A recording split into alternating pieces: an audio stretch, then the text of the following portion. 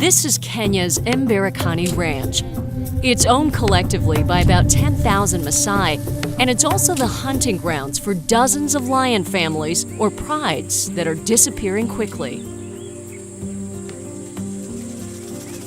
The Masai and the lions have a tense coexistence. Some lions prey upon the cattle that sustain the Masai's nomadic lifestyle. The Masai kill lions suspected of killing their cattle, and of late, the lion population has dipped to a dangerously low level. That's a matter of deep concern to National Geographic explorers and residents, Derek and Beverly Joubert. The lions dipped below 200 Masai lions a few years ago, and I think they're probably down to about 130 to 150 now. Those sort of declines are not sustainable. We'll get to a point where probably the next 10 or 12 kills will determine whether the lions will survive or not. I mean, if you take out 10 male lions out of a population of 130, there are no more male lions. They say ways must be found to discourage herders from killing lions by providing economic incentives. It's a cattle-dependent economy for the Masai people. So every cow that they lose really hurts them economically. And it makes sense that they would want to go out and eradicate all the lions in the area as a result. So the whole system has to change.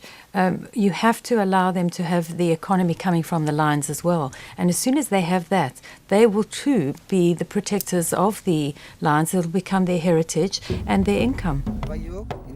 A new conservation program pays the Maasai to protect the lions rather than kill them. The key is keeping tabs on where the lions are located on the ranch. Using a receiver to pick up signals from a radio collar attached around the necks of various Lion Pride members, they're able to monitor lion activity.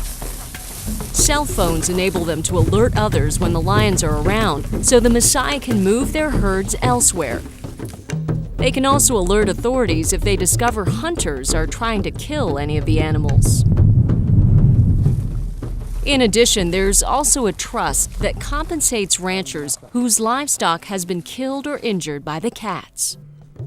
The multi-pronged approach has worked wonders. There are now far fewer lion killings on the Mberekani Ranch than in other areas in Masai land. But more needs to be done, and done quickly.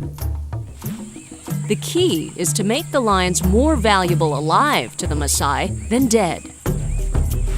National Geographic, along with the Jouberts, has created an emergency fund to help avert the complete loss of lions in the Masai land of southern Kenya. The fund will help create jobs for the Masai people, support education and conservation efforts, and promote cattle-raising solutions. They will become the ambassadors for the Masai lions in the area. And of course, they will also have a bigger revenue because they'll have more tourism coming into the area. Lions are iconic. Lions are really what bring tourism to wilderness areas. And so they need them. Never before has the plight of the Masai lions been more urgent. And without increased intervention, we may lose these majestic animals all too soon. There's been a big impact. And it's on such a decline that within 3 to 5 years we will have no lions there unless we step in and do something right now.